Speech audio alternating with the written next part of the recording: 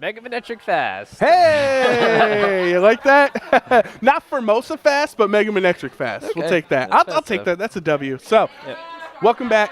Welcome back for top 8 coverage here. This is a legacy battle. This is New York, New Jersey, just at its finest right here yeah. for top 8. If you wanna let the audience know. Yeah, so we have a really great, and you can already see up on the player cam there, but on the bottom side of your screen, who we did see on stream, we've seen both these players on stream earlier. Bottom and left side of your stream is James Beck, who, we talked about him a pretty good amount earlier. He's got a great YouTube channel. He's in top cuts of like every event he attends pretty much, and here he is. He was in X2, made it into the back end of Cup there as their 8 seed, and then on the right and top side of your screen is Brendan Zhang, who was the 1 seed. So, we continue to talk about, the fact, oh, he's a new master, look how good he's doing, but maybe we should just, stop that narrative because he's clearly one of the best players here regardless of, what age division he's I'm not in. going to lie. When he was a junior, he would have 4-0'd me. Oh, yeah. That's how good Brendan too. Zhang is. Yeah. So let's get into game 1 here in top 8. James Bake, Brendan Zhang. This is going to be a lot of fun. Of course, we're going to give you a top 8 match, top 4, and then the finals, which we will crown our new VGC 2018 Liberty Garden midseason champion. Hope both of these players hoping that it will be them. Brendan, on top of your screen, will open Azumarill and the Amoonguss as James Bake has Politoed, Ludicolo. So 3 water Pokemon on the field and 2 grass. 2 grass, yeah. 3 water, 2 grass, and Amoonguss is really the one that's going to be the most happy about the position it's in right now. There's kind of an interesting interaction between these players because Rage Powder, of course, can't wick attacks away from grass types. So should Ludicolo want to be targeting Azumarill right now, it does have that option because Amoonguss can't do anything about it. But of course, it does have to be a little careful about Sludge Bombs coming up. And we did see on stream earlier, Azumarill just kind of took over games when Brendan was on stream earlier. And there are a lot of players that will tell you, maybe Azumarill's not so good in this format. There's Psychic Terrain, Tapu Koko's around. But Brendan is definitely showing that Azumarill is, still a very strong Pokemon in this format.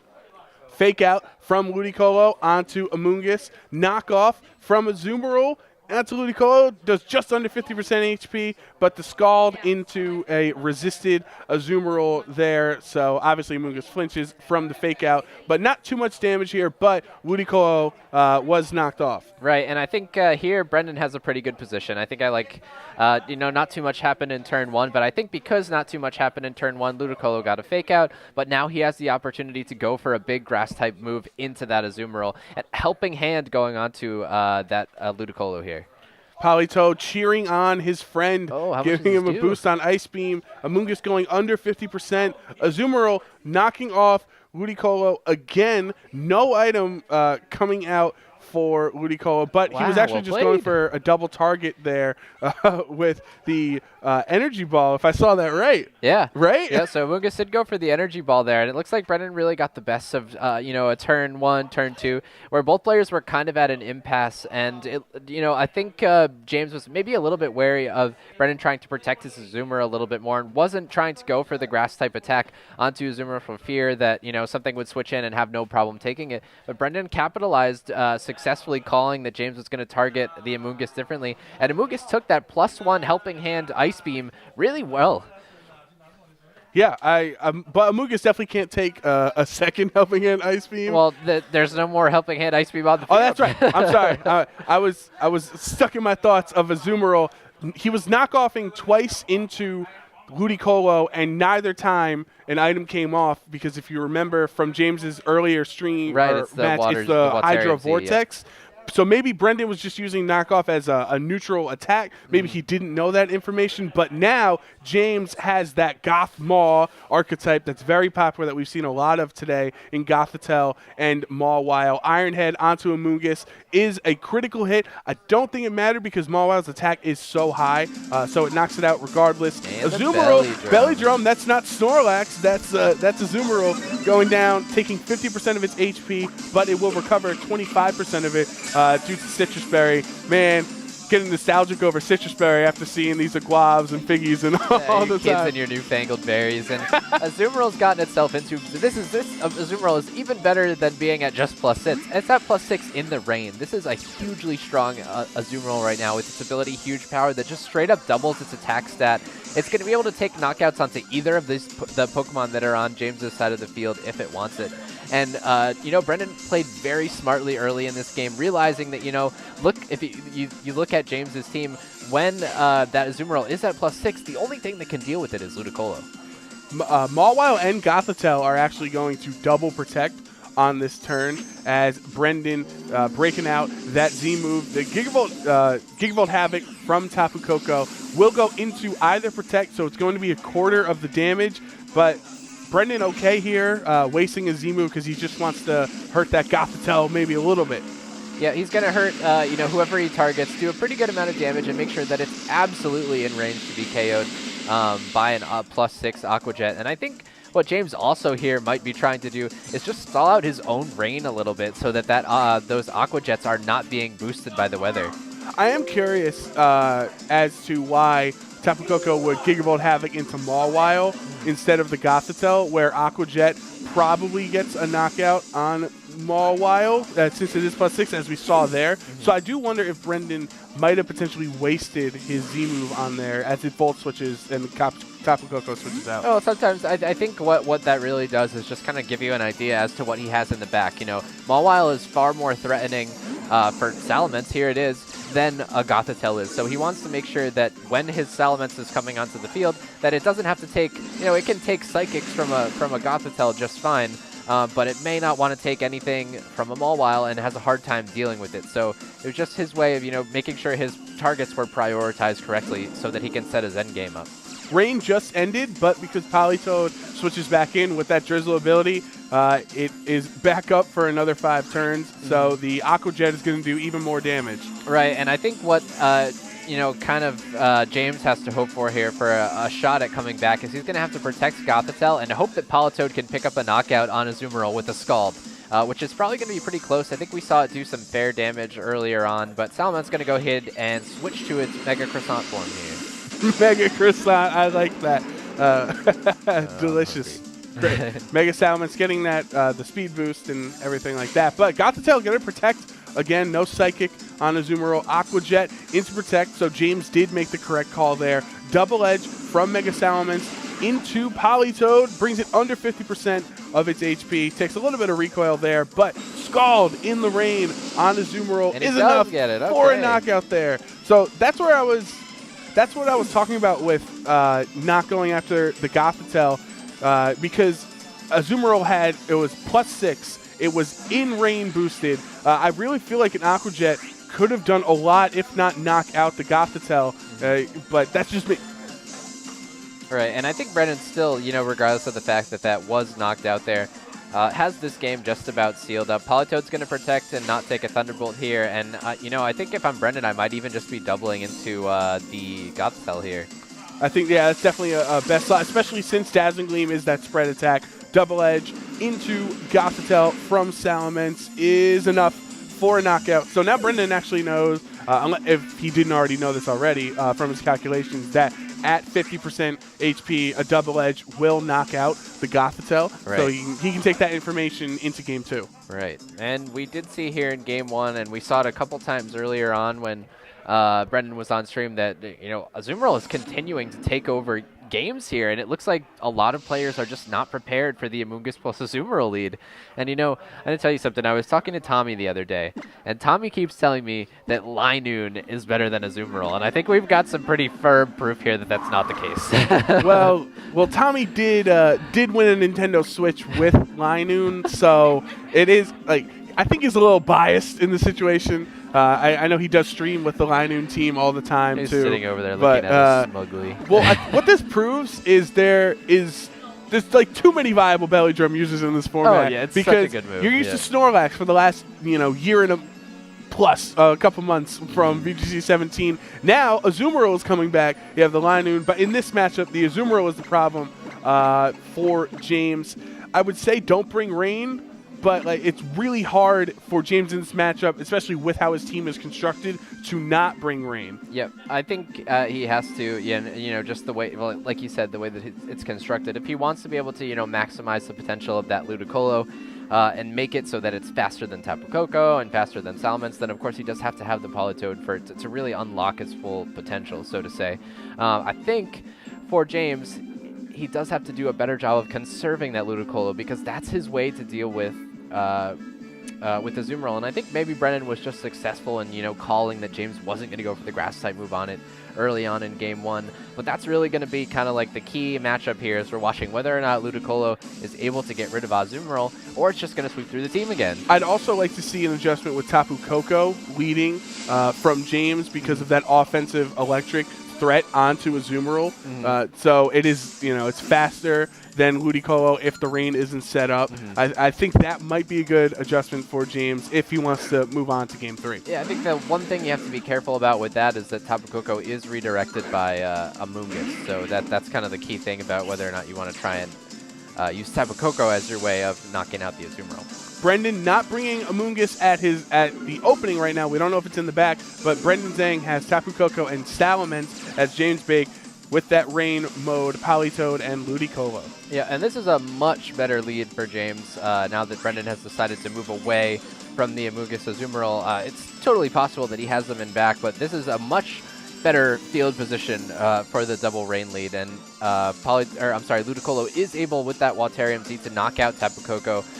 It can likely knock out Salamence with the helping hand unless it's super bulky. So this is the kind of position that Rain likes to be in, as opposed to looking at an Amoonguss.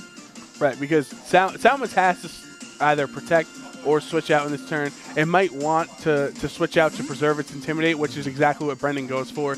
In comes Amoonguss. Amoonguss is also weak to Ice, so if Ludicolo did not fake out, if he went for an Ice Beam, the Amoonguss will take a lot of damage. Gothitelle switching into that Ludicolo slot. Tapu Koko protecting. So the only attack that's going to come out this turn is from the Ludicolo, and it is, surfing strong for Ludicolo, Hydro Vortex. Right, and it looks like the Hydro Vortex is going to go into the Tapu Koko there. I think what Brendan was covering for was on the chance that James opted to go for a fake out, bringing Amoonguss in the next turn would put him in a little bit better position to try and deal with the Hydro Vortex in a different way. But Tapu Koko is going to take that pretty well, all things considered. That's a very strong attack, so through Protect, it would have certainly gotten knocked out without the Protect. But because of how much damage that did even into Protect, it's being threatened with a knockout still on the next turn. Right, if Brendan was actually just protecting from a fake out, and he's now gotten rid of James's 1Z move for this match, that's an even better position for Brendan. Scald through with the rain is enough to pick up a knockout on Tapu Koko, so it goes down without really accomplishing anything. Brendan's Amoonguss, we saw earlier, has the Pyappa Berry, so it will weaken a psychic attack on it from the Gothitelle, as another energy ball on Ludicolo. Doesn't even do half, though. And this is the position that James was looking for. He's got Gothitelle on the field. And Brendan's team is, relatively, if the rain is up, and, that's why we're talking about, Ludicolo is a good Pokemon, but you have to bring Politoed to kind of enable it in this matchup. And we're kind of seeing why Ludicolo can be such a huge problem for Brendan's team right now. And with the Gothitelle on the field, there's any amount of switching that can happen if Brendan wants to. He's just locked in here with the Ludicolo. Azumarill had to protect that turn because he knew a Giga Drain was coming from the Ludicolo slot. Psychic is not enough to knock out Amoonguss. Another energy ball from Ludicolo. It's going to be close if the energy ball can knock out this turn, but Amoonguss can't Rage Powder that the Giga Drain away from Azumarill. There's nothing he can do right now. All right, and it looks like Brendan's win con might just be to try for a double Protect here. I'm not sure. It's definitely not in position to take a knockout with the Aqua Jet, and he is going to go for a Rage Powder here, kind of curiously.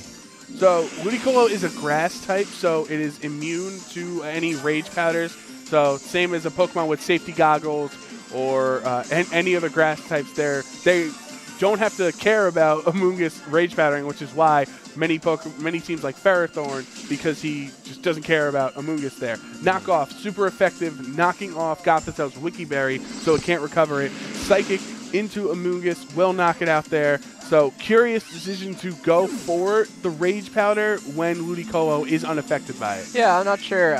Maybe it was just like a small knowledge gap there, but I would think that that's something that he should be aware of. So maybe he just wanted to make sure there was no double target going in to his Amoonguss. I think that's probably the more likely scenario, is he wanted to make sure that it wasn't taking a Psychic And after the Citrus Berry recovery, it probably would have, taken that Psychic pretty well.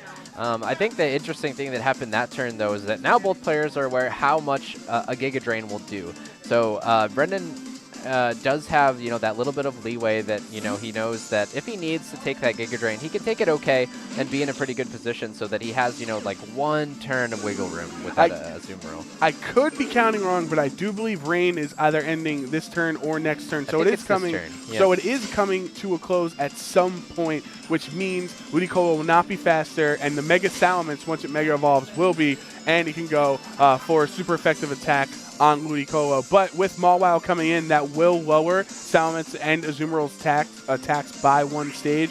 So I think it was a good play by James to switch out the Gothitelle and bring Mawile in to match Mega for Mega. Right, and I think, even though Brendan was able to successfully stall out the Rain, the only way that he could really kind of steal this back at the position it's in would have been a huge, a misplay by James. And all he has to do is cycle something out, get the Rain back up, and then bring Ludicolo back onto the field at another time. Even if it means giving away his Mawile, I think that Ludicolo is really the most important piece of his team playing against Brendan's, and he just has to make sure that it's safely on the field when the Rain is up. Of course, both of our players are going to Mega Evolve this turn. Obviously, Salamence is significantly faster than Mawile, so we'll be able to get an attack off. But if Mawile went for a play rough, that is super effective. Hyper Voice, it's a spread attack, but Salamence is pretty strong. Doesn't do too much there. Iron Head onto Azumarill, gets the knockout. Azumarill goes down there, and next turn James can play rough. So it was a nice choice by James to see, do I play rough Salamence or Iron Head Azumarill, and I think that was the best option. Right, and this game, like I mentioned, barring a huge misplay from James, and I think even James has room for a couple misplays here, and he could still take this game pretty comfortably. But we really saw early on in the game, James finally unlocking that position he was trying to get in for all of Game 1 with Gothitelle on the field, with Ludicolo on the field, and with the Rain up. That's really the way, that's the win condition that he's playing to, is to get there. And that's really his way of circumventing Azumarill, because otherwise it's just going to run through his team like it did in Game 1. I do question Brendan was very consistent and very strong in Game 1, and a lot of that was with that lead that he had of Amoonguss and Azumarill, and he completely abandoned it in Game 2, so I'd probably recommend that he goes back to that Game 1 option of Azumarill and Amoonguss, because with the Rain up, that helps Azumarill if it's able to get around those Giga Drains from Ludicolo, it can get up a it can get off an Aqua Jet after it's boosted. So right. I think that could work. I think the thing about that lead, though, and we talked about at the time, is that the success of that lead in Game 1 was very dependent on correctly calling that Ludicolo wasn't going to try and target Azumarill. And I don't think that that's something that Brendan can rely on, and especially now that both players are intimately aware that, what has to happen for James to win is a Giga Drain has to go onto the Azumarill slot. He's not going to make the mistake of trying and, read into it and just Ice Beam the Amoonguss again. He's going to make sure that he's focusing down that Azumarill.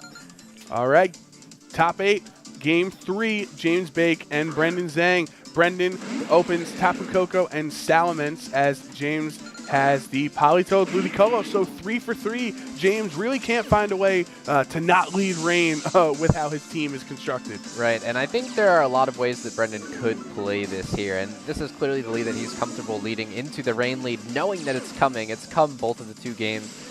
So what he has to do is kind of figure out, when Gothitelle is coming in. Is it going to come in this turn? Is it going to come in next turn? And how can he get the Pokemon that he wants on the field when they get locked in by Gothitelle?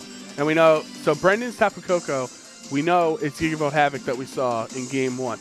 James, his Ludicolo is Hydro Vortex, so this could be Z-move mind games here on this turn. Yeah. You could try to waste your opponent's Z-move by protecting and only taking a quarter amount of the damage. Ludicolo's Ice Beam onto Salamence. No protect from Salamence, and it goes down here on turn 1. So Salamence, Brendan losing his Mega without accomplishing anything, but Brendan Zhang will have Gigavolt Havoc onto either be the of James Ludicolo. I think it's got to be the has Ludicolo here. He's got to try and knock out Ludicolo. I mean, the only thing that would be the purpose of trying to Gigavolt Havoc its Politoed here would be to hope that you can make the game go 5 turns and then try to win once the rain is down. But oh, he's gonna get it. So because Ludicolo is Huge not knockout. Assault Vest, it doesn't have that typical boost that most Ludicolos have Huge to its knockout. special defense. With Gigavolt Havoc in electric terrain, it is able to get a one-hit knockout. Tapu Koko is under 50% though,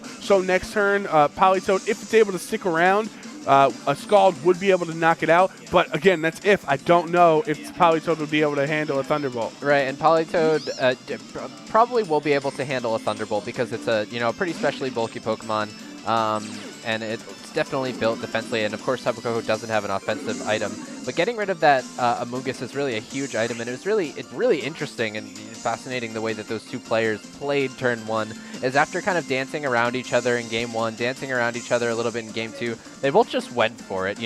Brendan was like, okay, you can Ice Beam my Salamence as long as you let me take your Ludicolo. So it was a good swap, and I think if I had to, put, qualify it, I think that trade wins for Brendan there. Mawile protecting, not Mega Evolving, gonna keep its Intimidate for now. Amoonguss with a Rage Powder, but it's not gonna really matter because Tapu Koko switched in, so there is no attack from James. And Brendan attempted a Volt Switch on Mawile, but because it protected, it's not able to get the Volt Switch off. Yeah, so he was trying pretty hard there to get all attacks away from that Tapu Koko slot and Volt Switch into the Azumarill so that he could, use the next turn to set up. But now it's a little dicey because what James can do is just Thunderbolt into the other slot. And, 2 turns of attacks, even though they're resisted onto Amoonguss, are going to knock it out. And there's not going to be any way he can spend 2 turns Rage Powdering. Here comes Mega Mawile. No Rage Powder. Amoonguss actually going to protect this turn. And James, his final Z move here in Game 3, hoping he can move on to top 4, will be a Gigavolt Havoc from Tapu Koko. So he has 2 Z moves on his team. Yep, he has 2 Z moves on his team. That's an interesting reveal, and this is probably going to be bigger than most Gigavolt Havoc because, based on the rain nature of the team, this is probably a Thunder Gigavolt Havoc, and that's going to knock Tapu Koko out, no holds barred. And now, I mean, this is what Brendan wanted for this turn, though. He was hoping, I think, to allow his Tapu Koko to go down, so now he can get that Azumarill in for free. Amoonguss didn't take any damage, and he's free to Rage Powder a little bit more safely in front of these 2 Pokemon. Azumarill coming in. Brendan now down to his final 2 Pokemon. James has the 3-2 Pokemon advantage right now, but rain is still up right now. So if Azumarill wants to go for an Aqua Jet boosted by the rain, because I don't think it's going to be able to stick around long enough to get its boost up in its attack with the belly drum. Let's see if that's what Brendan actually went for with its Rage Powder. James Volt Switch into Amoonguss. It's ineffective, but he's really just trying to get the Tapu Koko out, so eventually later on when Electric Terrain goes down, which should be shortly, he can reset it up.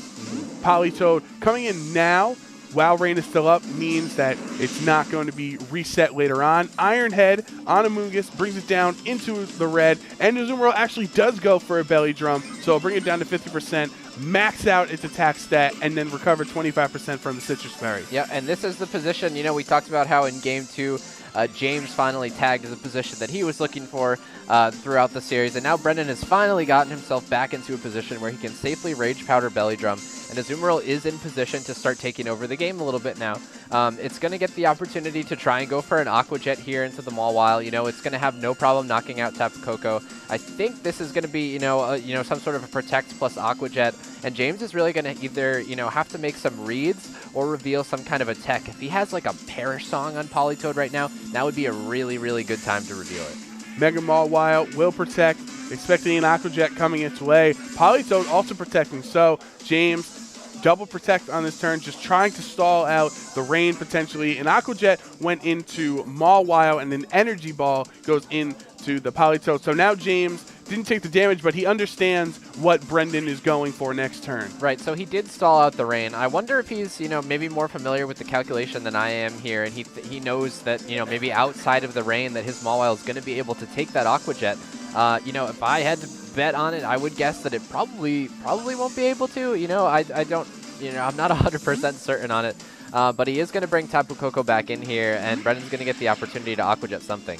Electric Terrain will be reset up for this on this turn. The Politoed switching out. Amoonguss, Rage Powder, not an energy ball like we saw last turn. So taking away a potential attack that would have went into Amoonguss. Aqua Jet plus 6 got it. gets the one-hit knockout. So Mawile goes down. This could have been different if James was able to endure that Aqua Jet. Didn't even have the rain boost, but the maxed out attack from the belly drum is just too much for Mawile to handle. As Politoed comes back in and resets up rain. So now we have a lot of turns of electric terrain and a lot of electric terrain, and from the drizzle, the rain boost. Right, and I think this should seal the game for Brendan. You know, he's in a really strong position.